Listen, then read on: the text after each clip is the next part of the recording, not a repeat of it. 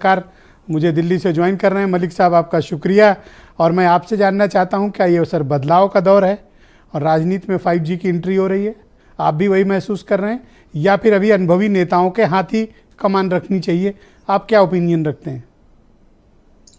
नहीं ब्रजेश जी, जिस प्रकार से भारतीय जनता पार्टी में ये राजनीतिक प्रयोगशाला में एक बहुत अच्छा प्रयोग किया गया है, इससे तमाम विपक्ष सख्ती में है।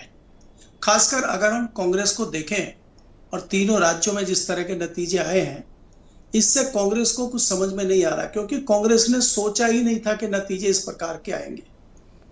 इसमें दो चीजें हैं, जिस प्रकार से यहाँ अन्य प्रवक्ताओं ने भी कहा कि मुख्यमंत्री के चेहरे पर चुनाव लड़ा गया। कांग्रेस के तीनों मुख्यमंत्रियों के चेहरे पर चुनाव लड़ा गया, जबकि भारतीय जनता पार्टी के किसी भी व्यक्ति के चेहरे पर चुनाव नहीं लड़ा गया। और सबको मालूम था कि जरूरी नहीं है जो पुराने मुख्यमंत्री के दावेदार भारतीय जनता पार्टी में है वो बनेंगे। और हम तो मान के चल रहे थे कि तीनों लोग बनेंगे ही नहीं। तो मैं तो चैनल पे भी कई जगह कह दिया था कि पुराने लोग बिल्कुल नहीं बनेंगे, और वो चीजें हुई। लेकिन हमें हैरानी उससे भी ज्यादा ये हुई कि किस तरह से भारतीय जनता पार्टी ने समीकरण बना के तीन लोगों को अलग अलग जाति और अलग अलग क्षेत्र के हिसाब से एक समीकरण बना के इन लोगों को बनाया है। तो इसमें निश्चित तौर पे जो केंद्रीय नेतृत्व है भारतीय जनता पार्टी का, वो कहीं ना कहीं 2024 के लोकसभा चुनाव को दिमाग में रख के सर विपक्ष को किस तरह की सीख लेनी चाहिए? और मैं ये नहीं कहता कि आप किसी को कॉपी करिए, पर लेकिन कहीं परिवर्तन हो रहा है तो उस पर नजर जरूर रखनी चाहिए। देखिए ब्रजेश जी, अगर हम मुख्य विपक्षी दल कांग्रेस की ही बात करें तो इसमें जितने भी पुराने अनुभवी या पुराने वरिष्ठ नेता कांग्रेस में हैं, तो वहां हमें लगता है कि जो सेकंड लाइनर नेता हैं उनकी कमी देखी गई है तमाम स्टेट में।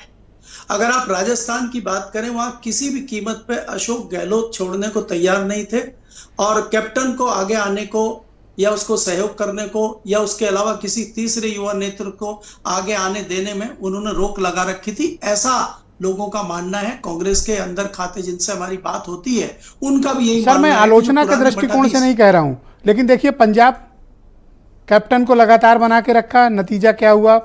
कांग्रेस वाइप आउट, बाहर हो गई। आप चले जाइए राजस्थान, देखिए अशोक गहलोत का दबाव में पार्टी का क्या हाल हुआ। कमलनाथ दिग्विजय सिंह ने क्या किया? ब्रजेश जी, मेरा कहना भी वही है कि देखिए, आपको हमेशा सेकंड लाइनर नेताओं की तैयारी करके रखनी होती है, और इसमें भारतीय जनता पार्टी हमेशा आगे रही है। क्योंकि भारतीय जनता पार्टी में परिवारवाद बिल्कुल ही नहीं है, ये तो मैं नहीं मानूंगा, लेकिन बहुत कम है। और उसका कोई ऐसा नहीं है कि परिवारवाद से ही सारी चीजें चल रही। वहां कई तमाम लोगों को मौका मिलता है। अगर आप शुरू से देखें, अगर हम बहुत पीछे चले जाएं, जो हमने अपने वरिष्ठों से सुना है, अडवाणी जी को भी जब मौका मिला था तब भी वो युवा थे। उसके बाद वाजपेयी जी आए, उनको बहुत पहले मौका मिला।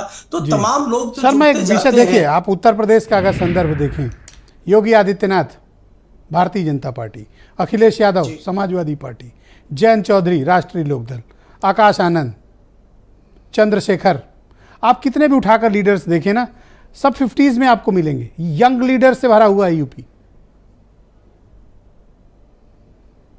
जी ब्रजेश जी, देखिए यंग से भरा हुआ है, लेकिन इसमें भारतीय जनता पार्टी से अलग एक चीज ये है कि भारतीय जनता पार्टी का जो आरएसएस और उसके तमाम संगठन हैं जो ग्राउंड पे काम करते हैं, उसका हमें लगता है कि दूसरे जो सियासी दल हैं उसमें कमी मिलती है। वो मंचों पे, वो हर जगह, मैं सहमत हूं आपसे सर। दिखाई देंगे। डिबेट के दूसरे चरण में आपसे इस बिंदु पर सवाल जरूर करूंगा कि ग्राउंड पर आरएसएस की भूमिका और बीजेपी का उससे क्या फायदा हो रहा है, उस विषय पर आपसे